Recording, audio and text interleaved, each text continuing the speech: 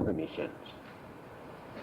The good deeds that we perform with good intention and with pure mind, then it will become punya kamma. In English, we use only one word, merits, meritorious deeds. The other word is kusala kamma. Kusala means a skillful, more deep. Whatever we do mindfully, without wasting, without misusing, without abusing, without maintaining dogmas and superstitious ideas and blind faith. So many things are there. A skillful, the word skillful, kusala. Then, when we define the effect of punya and kusala, the effect of punya kamma or the merits we experience only for our worldly life, worldly pleasures, material gain, comfortable life, punya. But kusala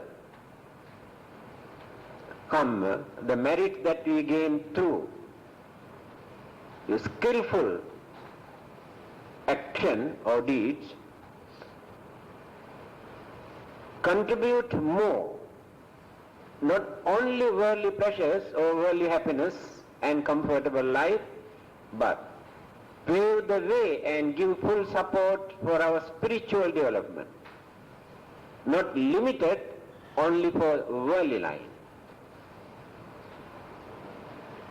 Even in the case of the Buddha, Arahantas, they say we are experiencing kusala kamma, that skillful deeds that they have done, the effect, how they gained their enlightenment and perfection through this skillful karma or kusala kamma.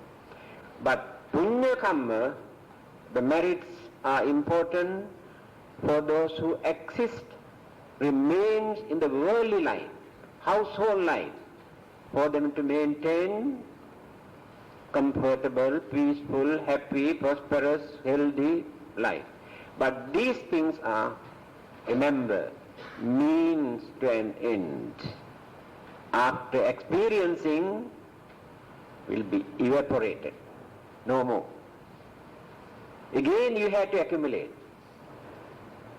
Now within this lifetime, you are going on accumulating more and more punya kamma, meritorious deeds that can support your worldly life. Alright? Within this lifetime and in the next world or next life. Definitely you can experience very peaceful and happy and very fortunate human life or devas. But after experiencing, if you do not commit or accumulate any more good karmas, and nobody knows what will happen to you. This is the uncertainty of worldly karmas or punya karmas. But kusala karmas that we accumulate never end simply by providing worldly material things or worldly pleasures, but gives more knowledge, understanding, purity to continue the spiritual journey up to the last stage. So the kusala kammas are more important than punya kammas, but both are important as long as you remain within this samsara or worldly life.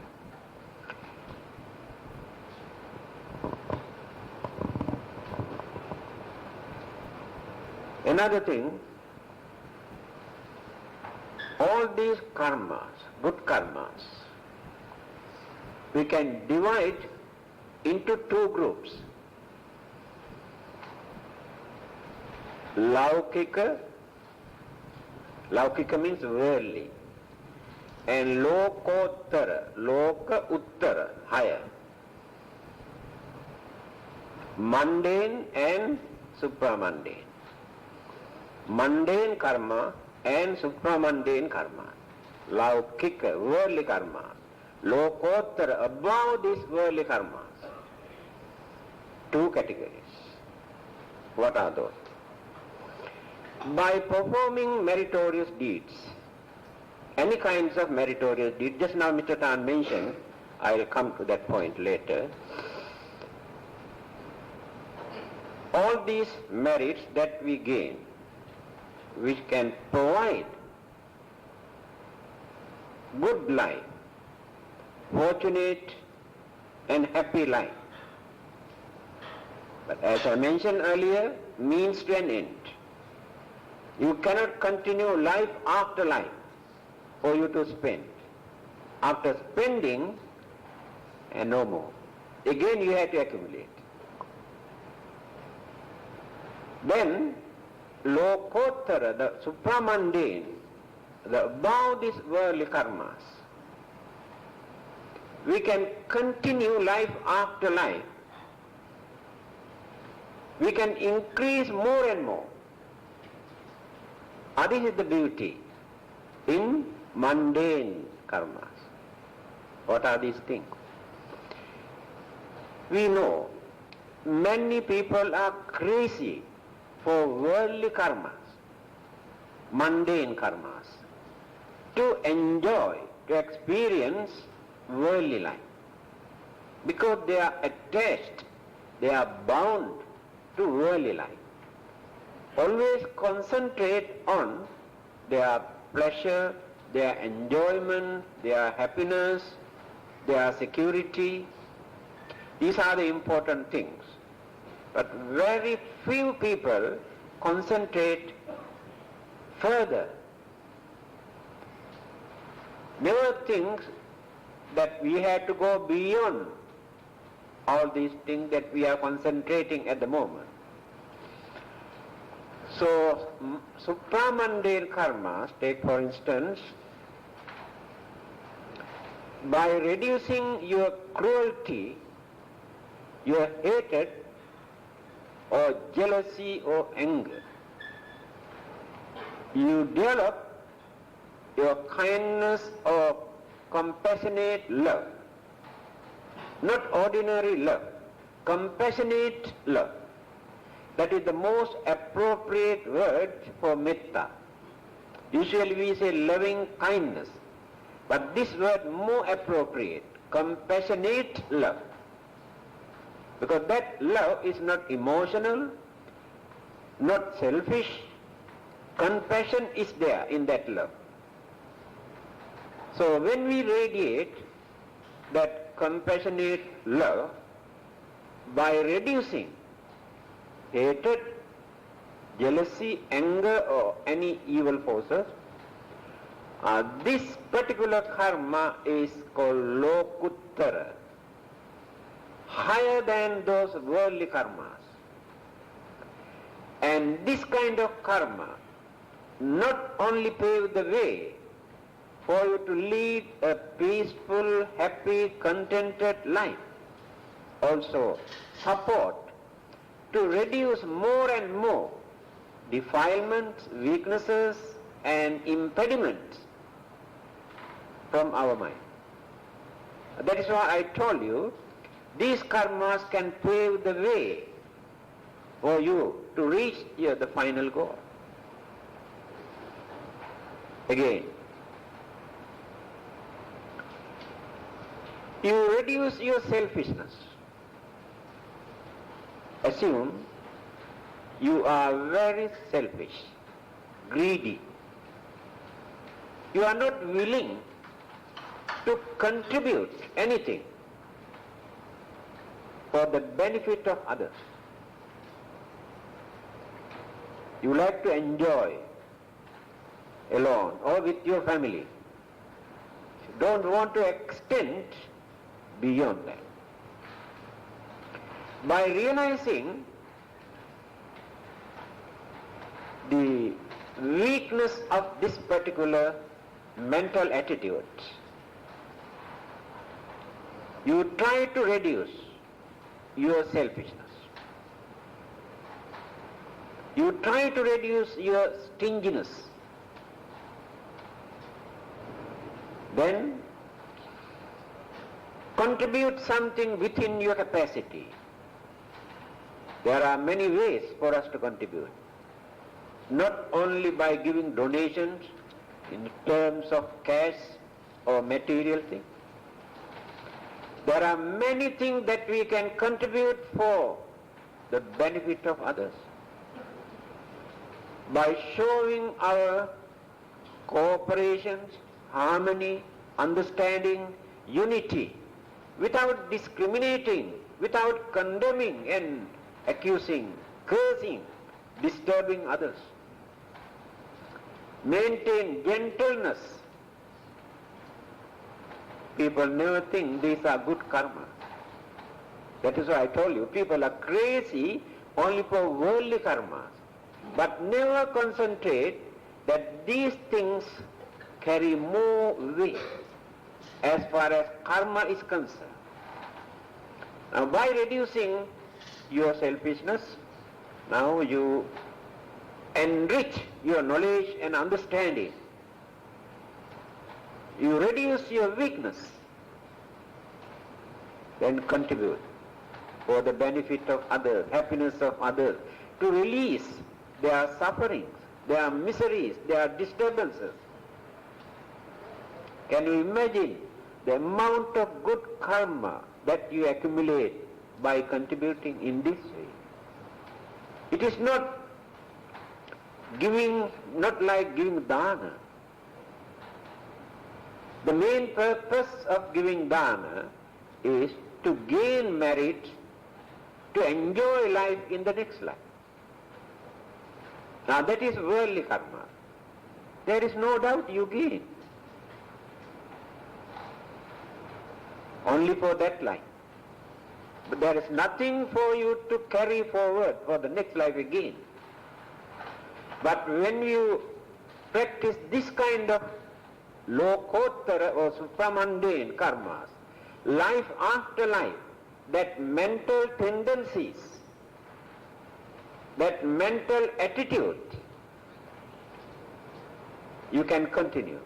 Mental process, maintain these ingredients.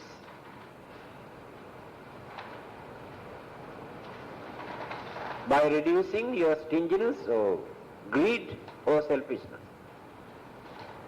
Because these are the main obstructions or hindrances or impediments for the spiritual development.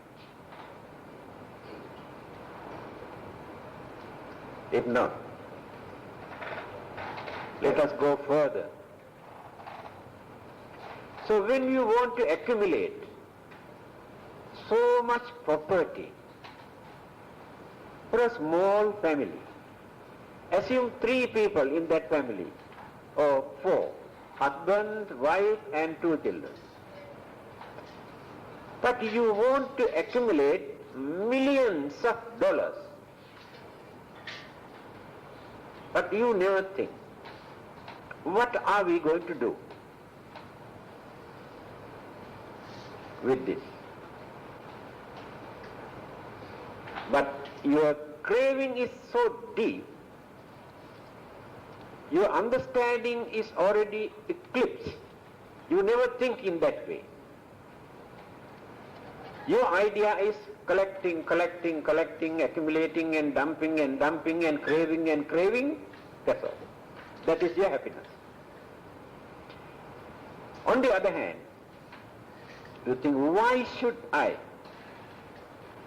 accumulate so much? Why not I allow others also to enjoy their life? There are so many poor people who are starving, facing difficulties and problems due to lack of income. So why not I allow them also to enjoy their life? Naturally, this concept becomes a meritorious deed. Your way of thinking becomes a meritorious deed. And this is the way how we have to cultivate our understanding. The way how people practice their religion, when we analyze unbiasedly, we can see very well. In any religion, not only one particular religion, their main idea is to do something or practice charity or help others either to please God, but the Buddhists never say to please the Buddha. We never use that term. We don't do all these things to please the Buddha. The others say, when you please God, then you get the chance to go there. And that is the main purpose of doing good, practicing a religion, to go to heaven. The way how they define, analyze, illustrate, beautify, decorate the heavenly life is very tempting, fascinating, eternal, everlasting, wonderful. All are sugar-coated words. We never use our common sense. What is this eternity? How do you feel? If you remain here another 1,000 years, how do you feel? Don't you think that you feel life is very boring? My dear friend, if there is no death, remember this, life will become very, very boring thing. We get fed up with this life. This is the nature. When you sit down here for a few hours, how do you feel? You get backache. Then you have to get up. When you get up, you like to stand. How long can you stand? How many hours? Again you want to sit down. Then when you feel tired, you want to lie down. How many hours can you lie down? For a few days? Body ache. You want to get up. This everlasting life is a dream. Just to satisfy burning thirst of craving. Craving, craving, craving. So when religion is say, there is a place for you to go and spend eternal life. Oh, how nice, wonderful. But you never think whether it is possible or not. The way how they illustrate. So, this life, the nature of this life, we never analyze. And look at the way how Buddha has analyzed. There are 5 things we had to contemplate, analyze, understand earlier, because these are natural. There is nobody who can change. There is no religion, there is no God, there is no Buddha who can change. Then our duty is to learn, contemplate, understand. Then we can reduce unnecessary fear, worries, disturbances, problems that we face. Since we have not learned, never contemplated on this issue, when these problems, they are not problems actually, they are natural occurrences, but we regard them as problems. Now, old age is a problem.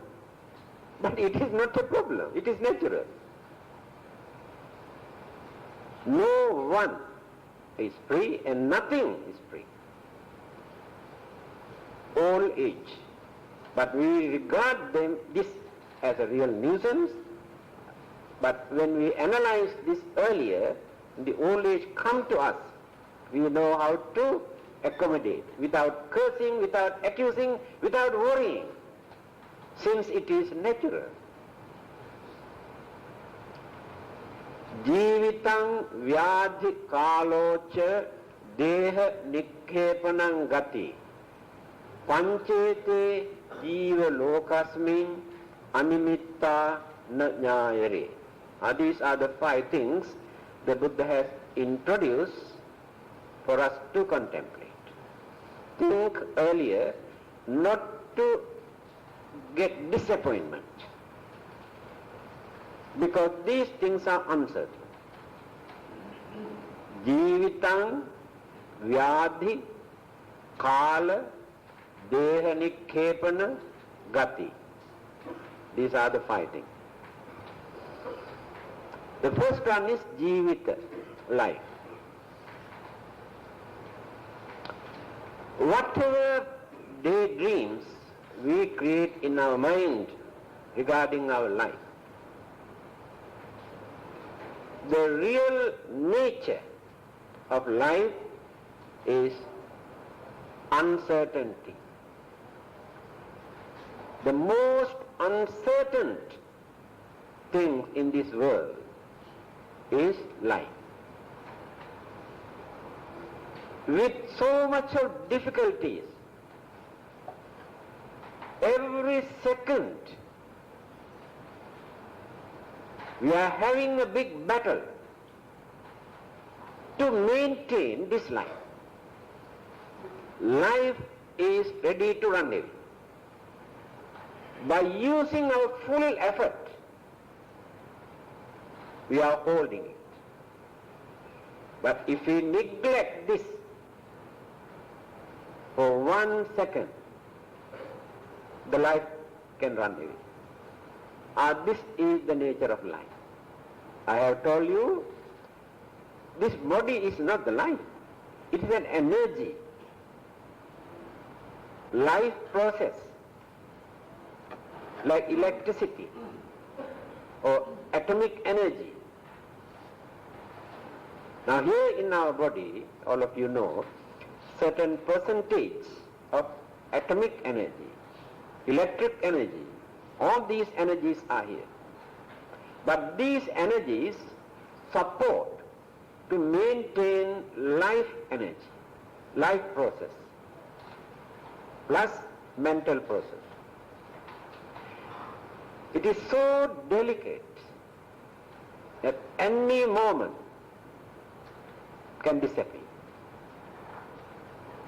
So if you can understand this uncertainty, then we can avoid so many worries and disturbances that we maintain in our mind about our life. Life is the most precious, most valuable thing to us. At the same time, that is the most uncertain, unreliable thing in this world. So it is very difficult to maintain. We think that life is belong to us. I think this is my life. Life is not belong to me because there is no such person called me or I. Only for the namesake, I say this is my life, just to talk. In reality, no one can claim. In Visuddhi Magga, path of purification, you can see this saying, Naidang atta katang bimbang, na idang parakatang agang. Hetung paticca sambhutang, hetu bhanga nirujjati. This is life. How the Buddha defined, analyzed. Naidang atta katang bimbang. this life is not created by me. Noidang paragatang aga. This life is not created by another person. This is the answer for those who say that created by God or created by others or created by parents. The Buddha says not created by another person. Then who created? Hetung paticca sambhutam. Then here the answer. There are so many hetu. Hetu means factors.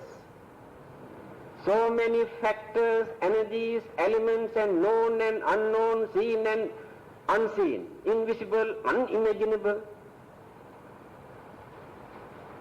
All these things contribute for the formation or to build up this life. Then, hetu bhanga nirujyati. When those hetus or factors are disintegrate, dissolved, that life also disappears. Nirujyati, disappears. Then who is the owner of this life to claim? Of course, after they are dead, they advertise in the newspaper, so and so passed away to be with Lord. To be with Lord, how nice. Because he is the one to give the signal to go there. These are human imaginations, concepts, beliefs maintained by people to console their craving. That's all. That is not the answer. But people like it. So life is uncertain. Changes can take place at any time. Never act, never remain according to our wish. If this is my life, I must have authority to control my life. Can I control my life? Why so many things happen to me which I don't like? If this is my life, why it is difficult for me to stop or to get rid or to control them? So it clearly shows this is not my life. Because of our concept of I and my and craving and attachment, I claim this is mine. But there is no owner. But the mind that exists in that life, we can divert, we can make use of this mental energy to direct towards the final goal, that means not to suffer anymore, to see the end of all our problems and worries and complaints and difficulties. We got the authority to do that. That is the mind. No external forces to divert or to direct. The mental energy. The way how you handle.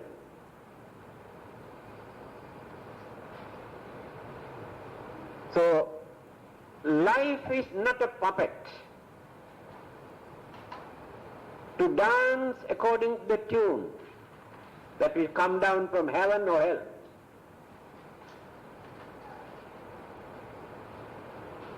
If I use the word I or we, easy for us to understand.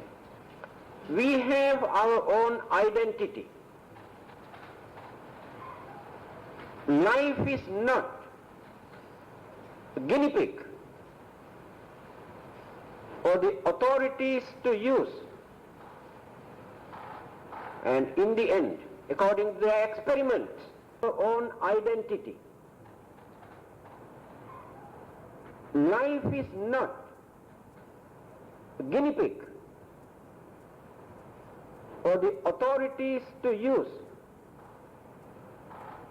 and in the end, according to their experiments, if the authorities cannot satisfy with this life, This life is not for them to throw into dustbin, eternal dustbin. That is why I told you life has its identity. Not created by anybody to use as guinea pigs for the experimental purpose. We can use our mental energy and understanding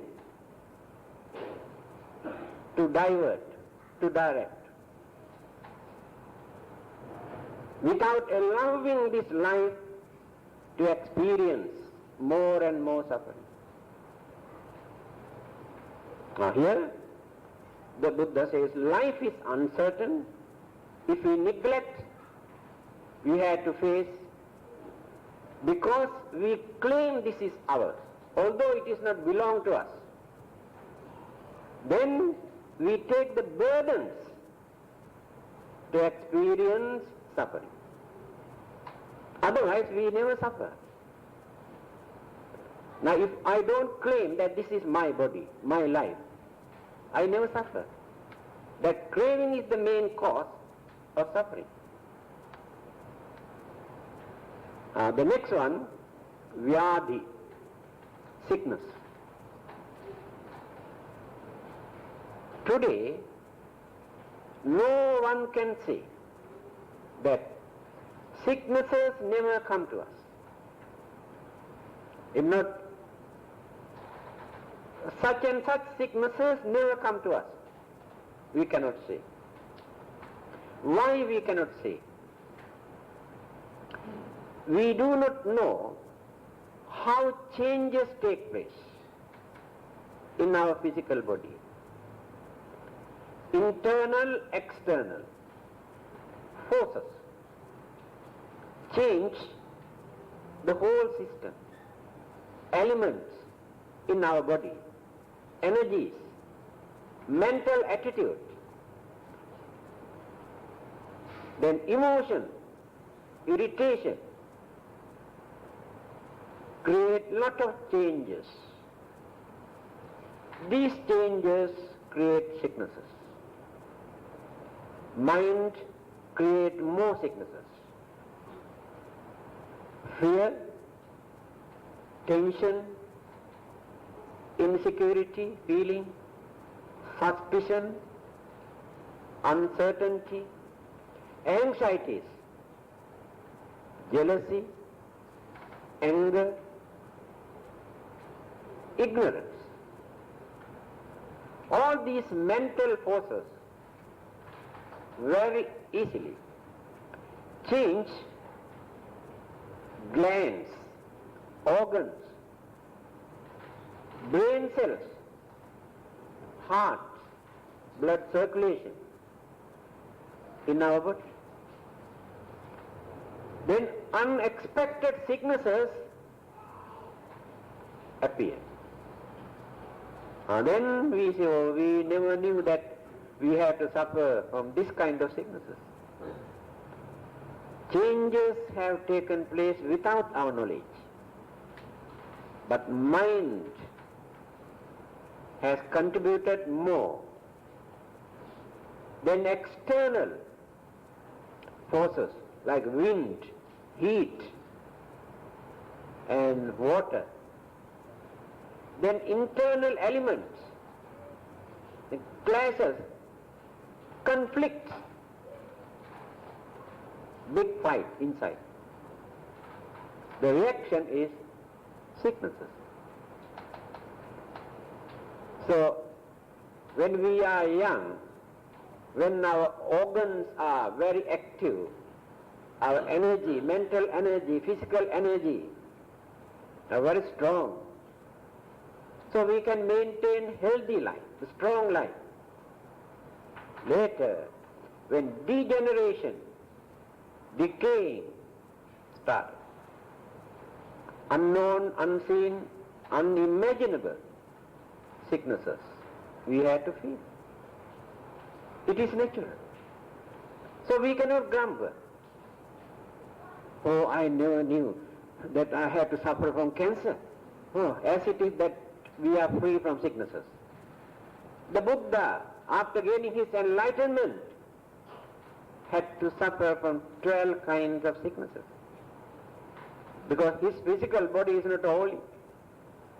His physical body is not enlightened. Wisdom is not in his physical body.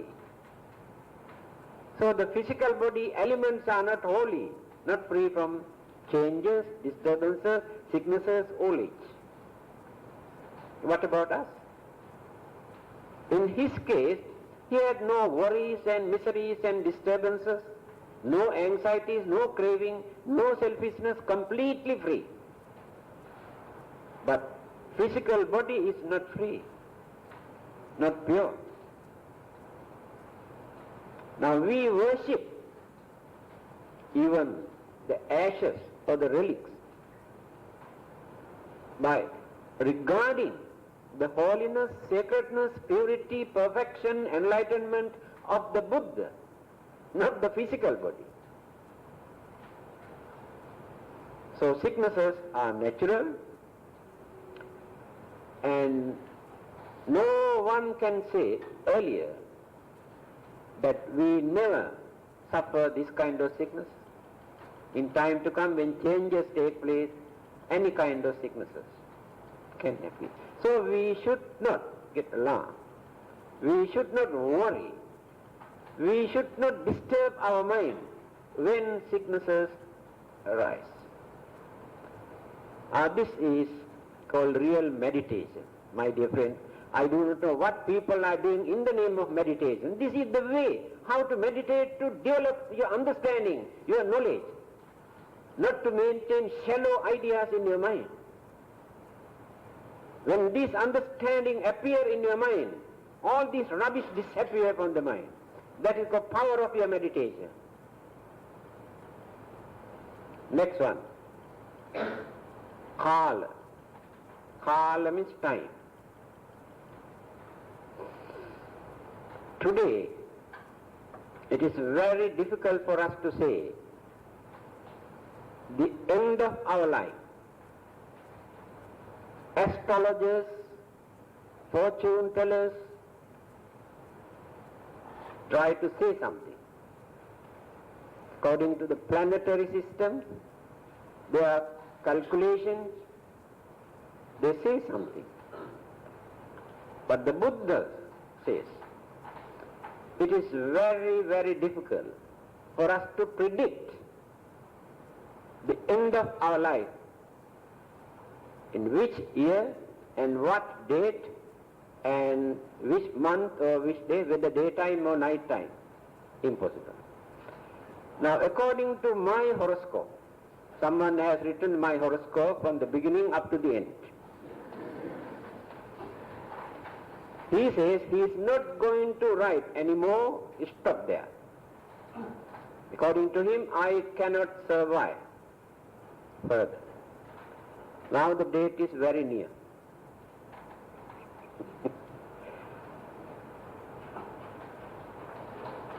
He says, I can live only 71 years.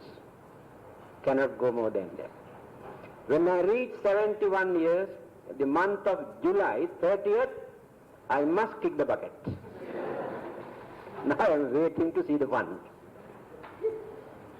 Whether astrology is right or the Buddha is right. So I can live only a few more months. Try to make use of me, as much as possible. Here the Buddha says, it is very difficult. No doubt. Astrological calculations sometimes shows the correct. But circumstances, mental attitude, virtues, mental purity can change the planetary system. That is what the Buddha said, don't surrender to planets. Attho atthasya nakhatang king karisanti taraka. Taraka, stars, planets. If your mind is dynamic, energetic and pure, those stars and planets become powerless in front of your mental energy. This is the Buddha says. That means you should not surrender. What to do? Our planets are like this. See how the Buddha has given credit to our mental energy. We can topple those planets also by using our mental energy. So, it is very difficult. We planned everything to fulfill all our duties and responsibilities and obligations for our families and others and to die peacefully. But how many people can get the chance to see the end of their life after fulfilling their duty? Therefore the Buddha says, try to make use of this life without wasting your valuable time thinking, oh, you got more than enough time, why worry, still we are young. Uncertainty is there. Whenever chances arise, make use of this life. As I mentioned just now, to do good, to be good, that is enough. Don't go beyond that. Do some service to others and be good by reducing all the rubbish from your mind. Only two things. That is Buddhism.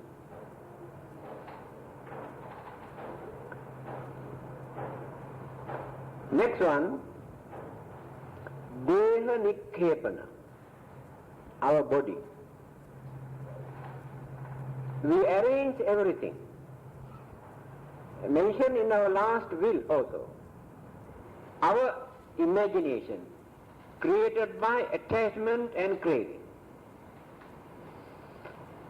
Mr. Nehru, the former Prime Minister of India, he was born in a very orthodox Brahmin family, Hindu family. But he did not follow the orthodoxy or religious way of life. Whenever he wanted to talk about a religion, he talked about the Buddha and his teaching. He says, the whole world respect India because of this man, the Buddha. Therefore we must give due respect. When all the others have gone against him, he said, no, we must give due credit to this great man. He says, written in his last will, after my death, please don't perform any religious rites and rituals. I don't believe all these things. No meaning at all. Cremate my body. After burning, collect those ashes. Don't build any pagodas or any monument. Spread these ashes in a poor man's paddy field. A poor man will be benefited. They had to do this. It is written in the last will. So they have done this, the helicopter, and spread the ashes in the paddy field. This is called real understanding. Without any superstitious, ridiculous, dogmatic ideas, how they realize what this body is and what sort of ideas we maintain. We all are imagination based on superstitious ideas, fear, that is ignorance. How much we spend for unnecessary things that we can contribute for the benefit of poor people. How many thousands and thousands of dollars we waste because of this dead body, dirty, filthy, ugly, smelly, dead body. Millions we spend for nothing. That is real stupidity. We have to learn these things. Then, what the Buddha says, what we decide earlier may not take place. Uncertainty we can see there also. Those who are born on the earth may die in the water or in the space. Cannot find out the bodies or ashes also to pray. And we give instruction for burial or cremation. Sometimes it works, sometimes not at all. Uncertainty is there. Therefore his advice is not to worry about, not to be bothered about these things, about their dead body. Allow others to do anything according to their convenience, without creating lot of problems and difficulties to others.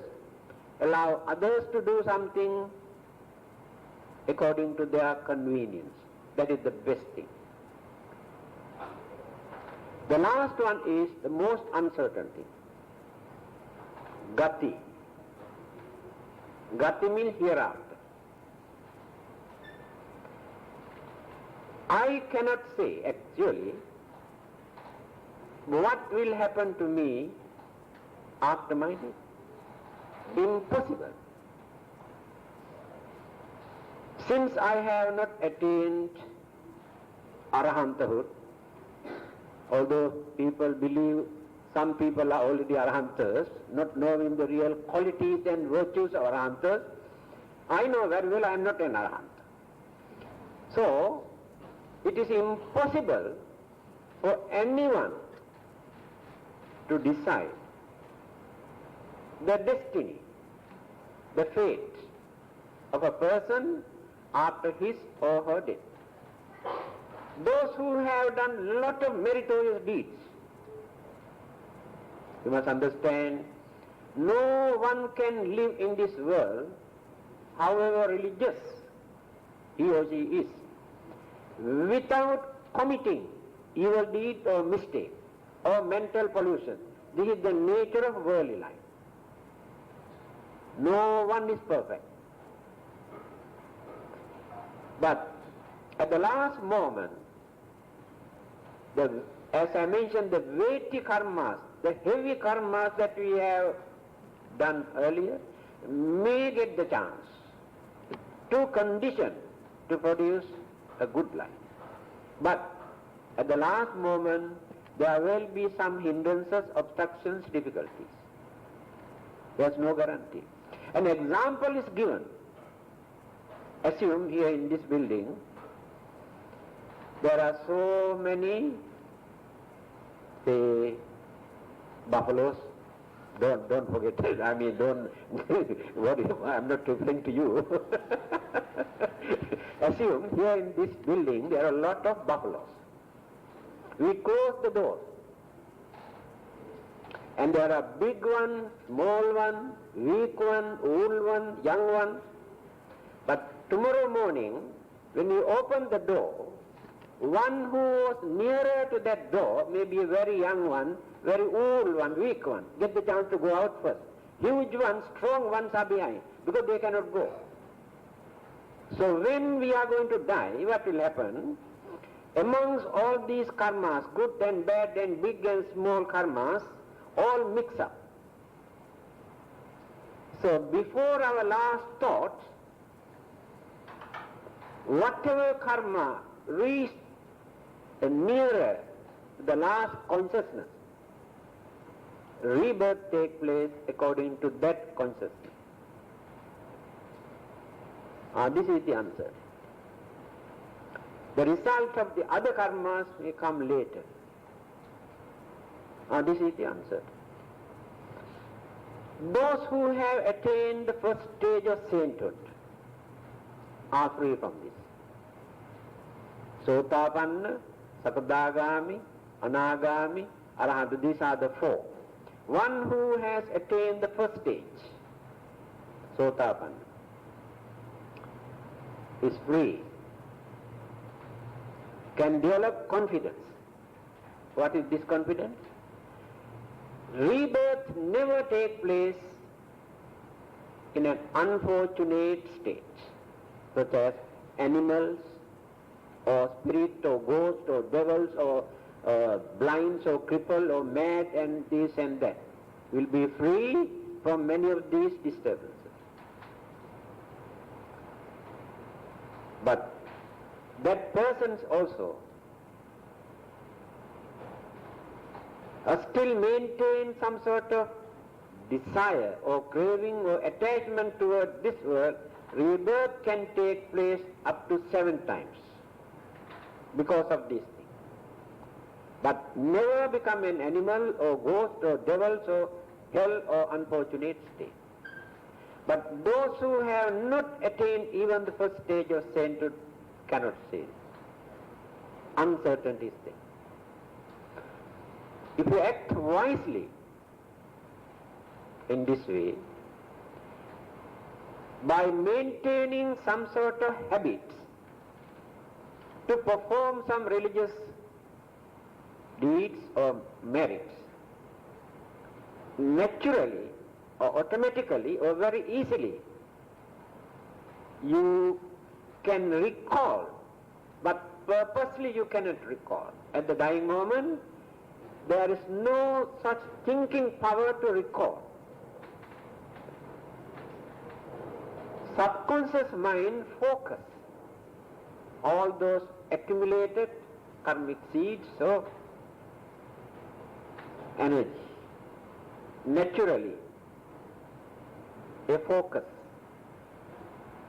So you cannot bring forward any particular karma by thinking. Impossible. But when you train your mind to do something life after life, you can continue this, or in your day-to-day life, naturally you get into this. Then at the last moment, before our death, we may get this easily. But the rest remain behind. That is what the Buddha said. It is uncertain. For us to say earlier that after my death, that I go to heaven, or I go to Brahma world, or become a human being, or will be born in a rich family, or this or that, we cannot decide early. It depends at the last moment. The karmic ingredients, so karmic energy, how they function, how they appear in our mind. So concentration, meditation is important for this purpose, to maintain some sort of calmness, to gain confidence, to avoid confusion in the mind at that time.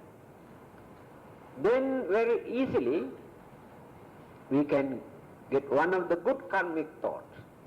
Then the next appearance, next life cannot become miserable one. These are the 5 things. So life, sickness, time, dead body, and next life. These 5 things are very uncertain, changeable. To avoid disappointment, we must understand this earlier. Then there is no problem. Contemplate. This is a very good subject for us to meditate. To avoid fear, misunderstanding, and disappointment. Just now Mr. Tan mentioned about Muchalinda. The Buddha, after gaining his enlightenment on the 6th week, when he was meditating under a tree, Muchalinda lake, he mentioned that snake come and protected the Buddha in the rain. That animal or this reptile is not actually the real snake. It's some sort of deva. You know, devas have very limited power to do something in action.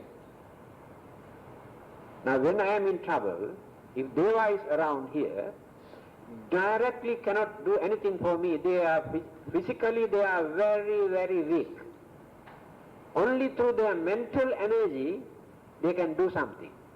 So this particular deva, having seen, the Buddha had to suffer because of the heavy shower. transforms, changed the physical body into a huge cobra, then protected the Buddha with a hood like this. So it's not a normal snake, a supernatural, a spirit or living beings or devas. That is the story. Well, 9:30, so I never thought to talk on this subject today, because of Mr. Tan's. Anyways, I'm very happy. Now slowly our members are learning how to talk according to the teachings of the Buddha, without depending on what people talk about this religion. Okay, thank you. Ākāsattā Bhummattā Devānāgā Mahiddhikā Puññantaṃ Anumodittā Chiraṃ Rakkhantu Lokasāsanam Ittāvatā Chirammihi Sampataṃ Puñña Sampadaṃ Sabbhe Devā Anumodantu Sabba Sampatti Siddhiyā Devo Vassatu Kālena Sassa Sampatti Hetu Ca Pīto Bhavatu Loko Ca Raja Bhavatu Dhammiko Idang Ho Ñātīnaṃ Hotu Sukhitā Huntu Ñātayo Imina Puñña Kammena Māme Bāla Samāgamo Sataṃ Samāgamo Hotu Yāva Nibbāna Pattiyā.